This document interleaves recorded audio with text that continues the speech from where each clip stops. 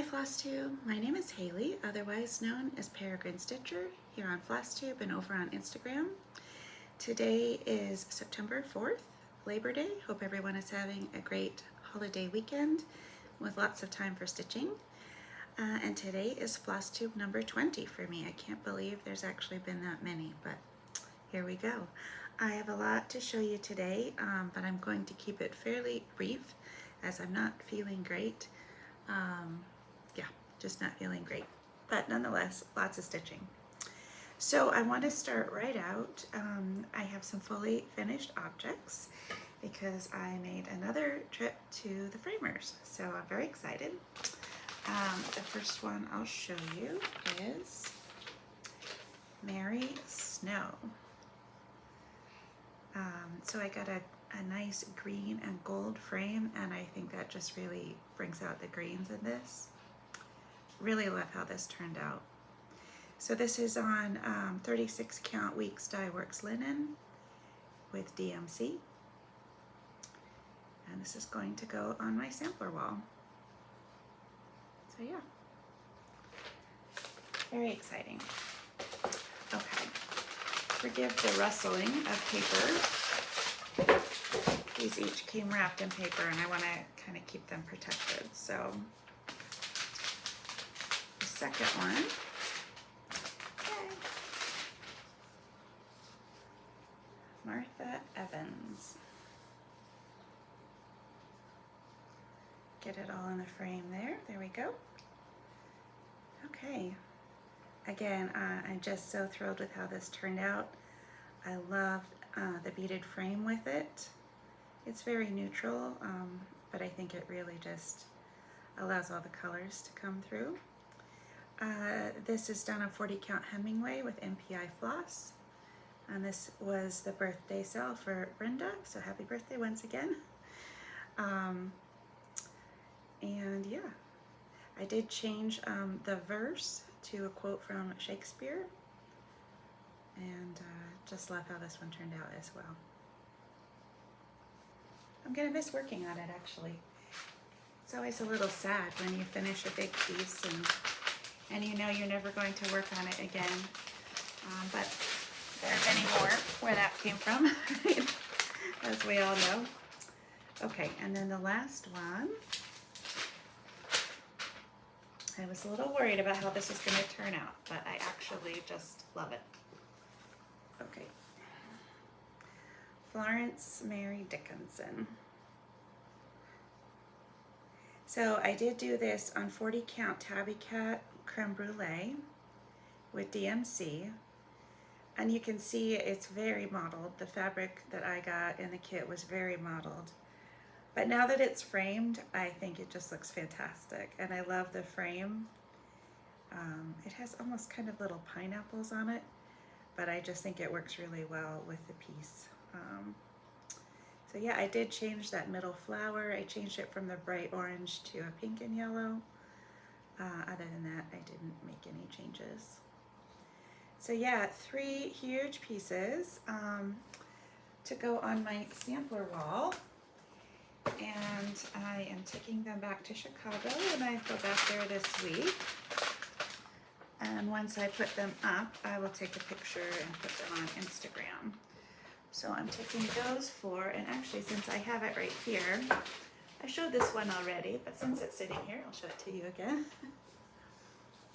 This is the TGA sampler. I can't remember the fabric or anything. I do know I changed this cat over here to be a black cat for my cat Oliver. But anyhow, these 4 and the Rose and the Giant Pear are going to go up on my wall. I have my big suitcase to take back, so should be able to get those up in the next week or so. So I'm really excited. Okay, I have a couple of new starts. Go with those first. And they're on the same piece of fabric, so I'll show them to you one at a time. Sorry for leaning. Okay, so I wanted to do something a little bit different than what I normally do. And so I decided to start Live on Little by Plum Street. And this is huge. This is really huge, but I'm loving it so far. I'm doing it on the called for Hogbristle fabric, 40 count by Fox and Rabbit. And I'm having so much fun.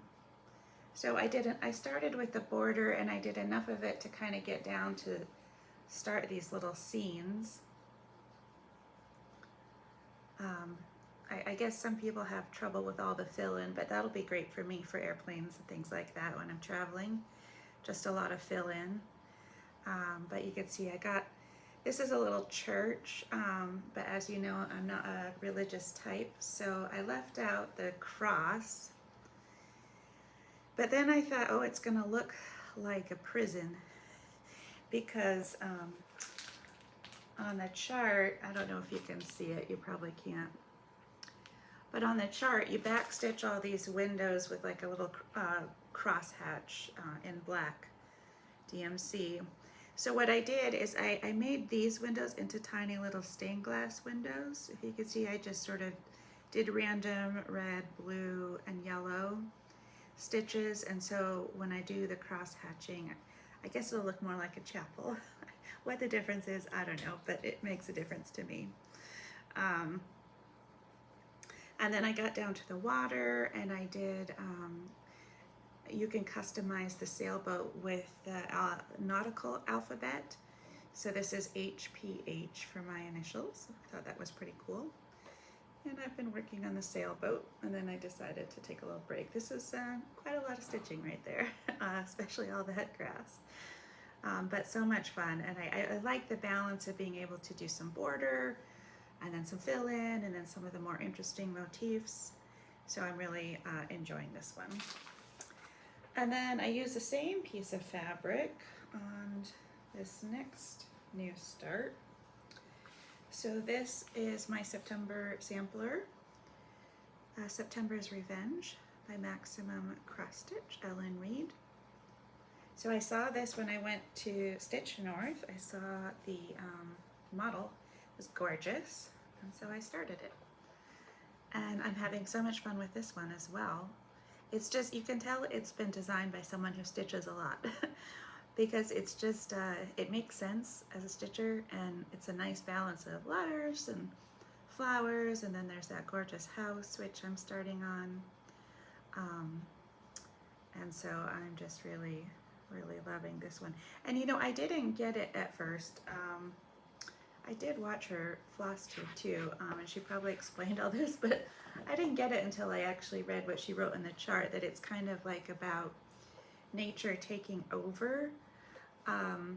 And so, you know, these vines kind of are taking over the house and all the letters, and so that makes more sense to me now as to sort of the concept behind the design, and I just love it.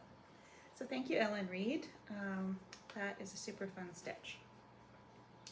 Okay, those are my two new starts. Now I can show you my whips. Some tea. Okay, this one actually is almost a little finish. So I've been doing the Saltbox Solstice Sal that New Hampshire stitcher Lauren started. So I did start the summer Saltboxes, and I finished one of them. So I'm doing them all on the same piece of fabric. And so here we go. So these two are the spring Saltboxes, and this is the first one from the summer. Really cute, love the sheep. Love everything about it. This is on, let's see here, a 32 count raw linen, and I'm just using floss from Stash on these, which is great. Works out very well. So yeah, I'm going to try to finish this next one in September so I don't get too far behind on the sal. Okay, then I got out this one, which I had started some time ago and put away. So this is the Sally Spencer sampler by Birds of a Feather. I did quite a bit on this.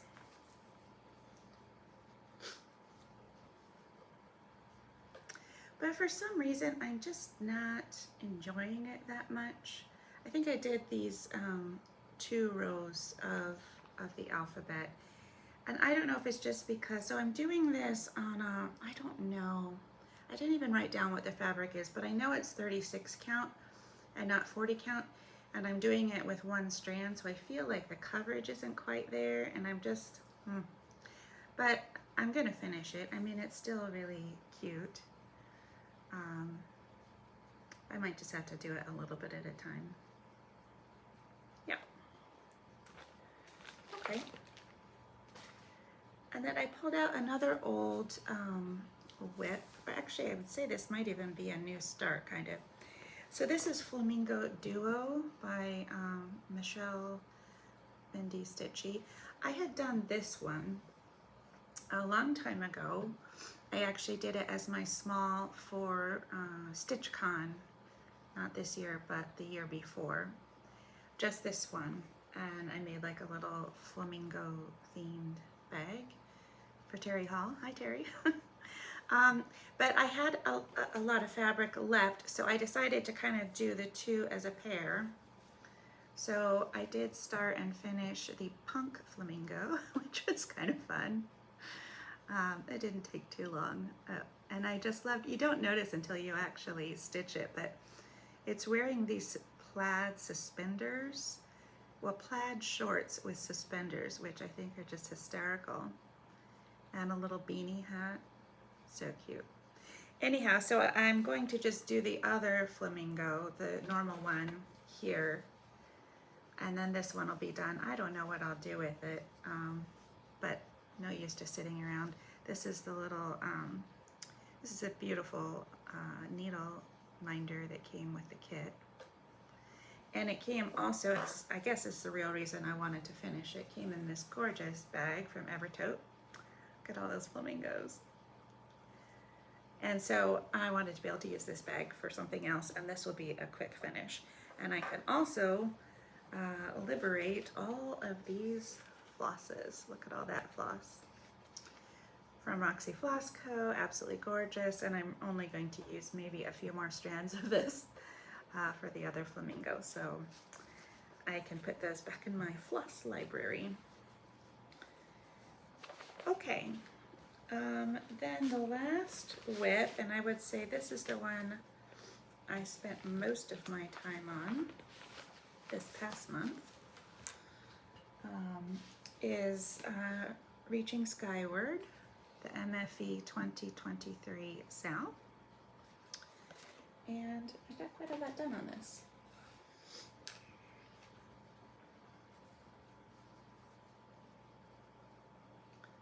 See if I can hold it up. Okay. So last time I had finished just up to right here. I call it the mantle, to the top of the mantle. So I did both of these pillars and the oval, and I started filling in around. So yeah, that's a lot of stitching right there too. But now I'm ready to go on the center medallion there. I have to make up my mind which one before the next time I start stitching on this. But love the colors still. These are both Roxy Floss Co. The dark blue is called Uncle Fester, and the green is Sageish, and they were one of a kind hanks that I got from Evertote. So I'm definitely taking this one to Jacobpalooza, which I'm supposed to go to in just 1 month. So that'll be exciting. Okay, let's see here. Pink. Oh, I didn't say what I was stitching that on. It's 40 count Albarium from Cedar River. Gorgeous, gorgeous fabric. Okay, I have a little bit of haul, not too much, but I got some charts. Well, I did get, the big haul I got, I just don't have here right now, but I did get the Elan Lap Stand. It's in Chicago. As I mentioned in my last FlossTube, I had started to get tennis elbow from stitching too much. So I ordered the lap stand, and between that and some like exercises and stretches and ice and heat and things like that, my elbow's a lot better. If it starts to act up, I just go to the lap stand. I can only use it with a hoop. I haven't been able to get it to work with a Q-snap, but I'll just switch to something that I can use a hoop for, and that seems to work okay. But I've been able to also, you know, work on some of my bigger projects as well. I also got a lot of fabric. I don't have that here with me. I put a picture on my Instagram if you want to see that. So I got some charts. I did get this one, Every Opening Flower, right up my alley. And I'd love to start this one if I can figure out a fabric choice. And then I got part number 2 of this series. So part number 1 was Sing After the Storm, and I showed this one. I finished this maybe 2 floss tubes ago. We got this at Stitch North. And then this is part 2 that has come out. So this looks gorgeous as well. And I guess the idea is that there will be 5 parts, and you use those 5 parts together to make like a 9 patch. So I don't know how to sew, so we'll figure that out when we come to it. And then since, you know, things can't travel alone, I also ordered these 3 charts from Maximum Cross Stitch, the 3 queens, which I think just look like so much fun. And I can't wait to start those too. Okay, I think that's it. In terms of stuff that's going on, as I mentioned, I'm going to Jacobpalooza the first weekend, which is literally like 1 month away. So I gotta get cracking on the small for that. I was thinking of making a bookmark because it's something that I don't have to finish. I wonder if that, like, how you would feel if you got a bookmark. Is that, you know, it would be from a design by Jacob, and I thought I would make kind of like a little book themed gift, but I don't know, like, how do you think that would come across and be received? Is it enough?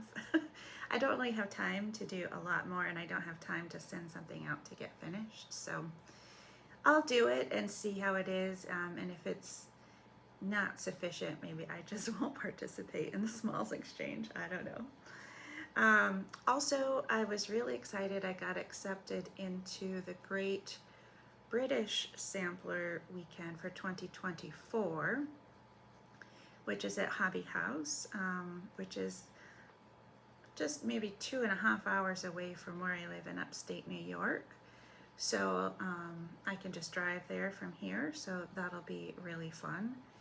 And so yeah, so I think I have my retreat schedule. Jacobpalooza in October, Stitch North in April, and then the Great British Sampler Weekend, I think that's in October of next year. And that'll be all the retreats that I do for now. Other than that, personal updates, everything is fine. Work is insane. I'm not feeling well. Those 2 things are probably related, but it is what it is. Yeah, it's just been kind of a wild summer, and it doesn't look like things are going to die down at all in the fall. Other than that, everybody's good, and yeah, I'm excited about things in general. I am trying to get together a little stitchy group in Chicago, if anyone is interested. I've talked to a couple of people, Jackie and Justine from Stitches and Hose, Judith, Cross Stitch Librarian, Trish, Preb 409. Yeah, so I'm trying to figure out a date that could work for everyone. If you're near Chicago, please reach out and let me know if you'd be interested in joining. Might be kind of fun. I'm trying to do more social things because it can get a bit lonely in Chicago. You know, I moved there maybe 10 months ago, and the type of job that I have, you know, since I'm like the head of HR, I I purposefully try not to make a lot of friends at work, just because it's not practical in many ways.